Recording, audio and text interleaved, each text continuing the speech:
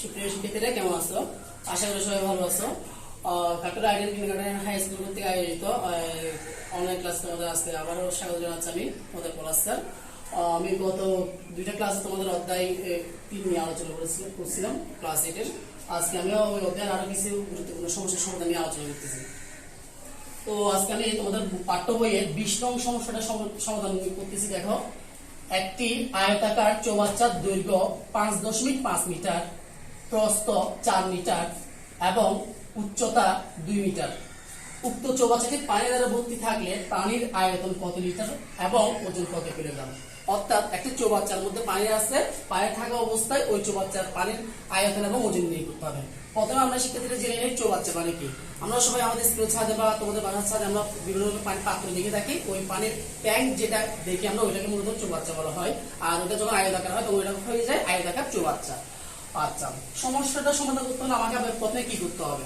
প্রথমে আমাকে চৌবাচ্চাটার আয়তন বের করতে হবে, এরপর ওই আয়তনটাকে লিটারে নিয়ে যেতে হবে এবং ওই লিটার থেকে চৌবাচ্চার পানির ওজনটা নির্ণয় করবো আমরা। আর শিক্ষার্থীরা সমস্যাটা সমাধান করি।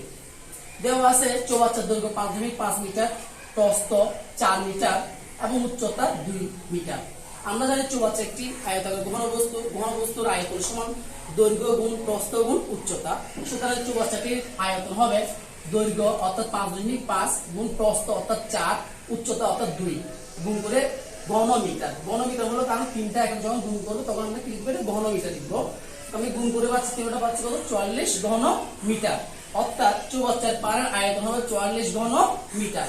এখন চৌবাচ্চায় যেহেতু পানি রাখা আছে অর্থাৎ একটা তরল, ওটাকে আমি এখন তার লিটারে প্রকাশ করবো। আমরা জানি 1 ঘন মিটার সমান 1000 লিটার।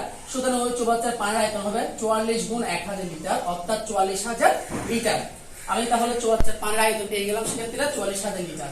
এখন আমাকে আবার বলা হয়েছে ওই চৌবাচ্চার পানির ওজন নির্ণয় করতে বলা হচ্ছে। তাহলে আসি, আমরা জানি 1 লিটার বিশুদ্ধ পানির ওজন 1 কিলোগ্রাম। 1 লিটার বিশুদ্ধ পানির ওজন 1 কিলোগ্রাম। সুতরাং 44,000 লিটার বিশুদ্ধ পানির ওজন হবে 1 গুণ 44,000 অর্থাৎ 44,000 কিলোগ্রাম। অতএব আমরা ওই চৌবাচ্চার পানির আয়তন পাইলাম কত? 44,000 লিটার এবং ওজন পাইলাম 44,000 কিলোগ্রাম। শিক্ষার্থীরা তোমরা অঙ্কটা এক নজর আবার একটু দেখে নাও।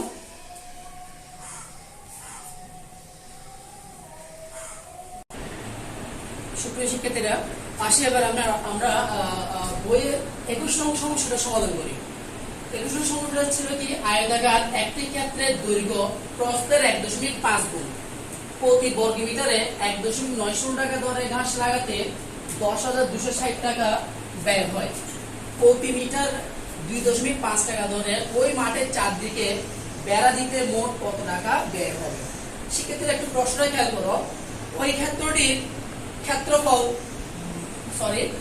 বলছে দৈর্ঘ্য প্রস্থের 1.5 গুণ, আবার বলছে প্রতি বর্গ মিটারে ঘাস লাগাতে 1.9 টাকা করে এত টাকা খরচ হয়। অর্থাৎ ক্ষেত্রফল কিন্তু দেওয়া আছে টাকার মাধ্যমে। এবং আমাকে ওই ক্ষেত্রে কি করতে হবে? চারদিকে বেড়ে কত টাকা খরচ হয় এটা বের করতে হবে। আগে আমাকে করতে হবে কি? প্রথমে আমাকে ওই ক্ষেত্রটা ক্ষেত্রফল বের করতে হবে। এবং ক্ষেত্রফলটা কিভাবে বের করবো? আমরা তো জানি ক্ষেত্রফল সমান দৈর্ঘ্য গুণ প্রস্থ, কিন্তু সবসময় যে ক্ষেত্রফল দৈর্ঘ্য গুণ প্রস্থ দিয়ে বের করে তা না, অনেক সময় টাকার সাহায্য ক্ষেত্রফল নির্ণয় করা যায়। যেমন আমি তোমাদেরকে একটা উদাহরণ দিই। মনে করো তুমি একটি কলম ক্রয় করলে 5 টাকা দিয়ে, এবং আমি তোমাকে বললাম তুমি 40 টাকার কলম ক্রয় করলাম, তাহলে মোট তুমি কতটা কলম ক্রয় করলাম? তাহলে মোট টাকা 40 টাকাকে একটার দাম 5 টাকা দিয়ে ভাগ করলে তুমি পেয়ে যাবা কয়টা কলম ক্রয় করছো? 40 ভাগ 5 অর্থাৎ তুমি 8টা কলম ক্রয় করছো। একইভাবে এখানে ঘাস লাগাতে 1 বর্গ মিটার 1.9 টাকা খরচ হয় 1 বর্গ মিটারে, মোট খরচ হয় 10,260 টাকা। তাহলে আমি এই 10,260 টাকাটাকে 1.90 দ্বারা ভাগ করলে ওই ক্ষেত্রফল পেয়ে যাব। তো সেক্ষেত্রে শুরু করা যাক। 1.90 টাকা ব্যয় হয় 1 বর্গ মিটারে, 1 টাকা ব্যয় হয়, তাহলে আরো কম হবে, অর্থাৎ 1.90 দ্বারা ভাগ করবো। সুতরাং 10,260 টাকা ব্যয় হবে আরো বেশি বর্গ মিটার। তাহলে আমি কি করলাম? 1 গুণ 10,260 ভাগ 1.90 ভাগ করে ওই ক্ষেত্রফল পাইলাম কত? 5,400 বর্গ মিটার। তাহলে আমি ক্ষেত্রটার ক্ষেত্রফল পেয়ে গেলাম। এবার আসি, আমাকে যেহেতু ওইটা চারদিকে বেড়া দিতে বলছে অর্থাৎ আমাকে পরিসীমা বের করতে হবে। পরিসীমা করতে হলে আমাকে দৈর্ঘ্য এবং প্রস্থ জানতে হবে, কিন্তু আমি ক্ষেত্রটার দৈর্ঘ্য প্রস্থ জানি না। আমাকে শুধু একটা ক্লু দেওয়া আছে, দৈর্ঘ্য প্রস্থের 1.5 গুণ। তাহলে আমি চলক ধরি, মনে করি ক্ষেত্রটির প্রস্থ ক মিটার, সুতরাং ক্ষেত্রের দৈর্ঘ্য হবে 1.5 মিটার। যেহেতু আমাকে বলা হচ্ছে দৈর্ঘ্যটা প্রস্থের 1.5 গুণ, সুতরাং ক্ষেত্রটির ক্ষেত্রফল হবে কত 1.5 গুণ ক বর্গমিটার গুণ করে পাচ্ছি কত 1.5 স্কয়ার বর্গমিটার। তাহলে শিক্ষার্থীরা আমি দুইটা ক্ষেত্রফল পাইলাম, একটা 5400 বর্গমিটার আর একটা 1.5 স্কয়ার বর্গমিটার।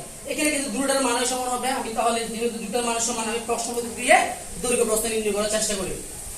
আসি শিক্ষার্থীরা, প্রশ্ন মধ্যে 1.5 স্কয়ার সমান 5400। আমার দরকার ক এর মান, তাহলে ক স্কয়ার রেখে দিলাম আমি, তাহলে ক স্কয়ার রেখে দিয়ে আমি 5400 কে আমি 1.5 দ্বারা ভাগ করব, ভাগ করে পাচ্ছি আমি 3600 বর্গমিটার। এবার আমার ক এর মান দরকার, তাহলে স্কয়ারটা বাদ করার জন্য আমাকে কি করতে হবে, বর্গমূল করতে হবে। তাই উভয়কে আমি বর্গমূল করি, রুট ক স্কয়ার এদিকে রুট 3600, রুট এবং স্কয়ারে চলে যাবে, বসবে ক, আর 3600 কে বর্গমূল করলে আমি পাচ্ছি কত 60 মিটার। তাহলে আমি ক্ষেত্রটির প্রস্থ পেয়ে গেলাম 60 মিটার।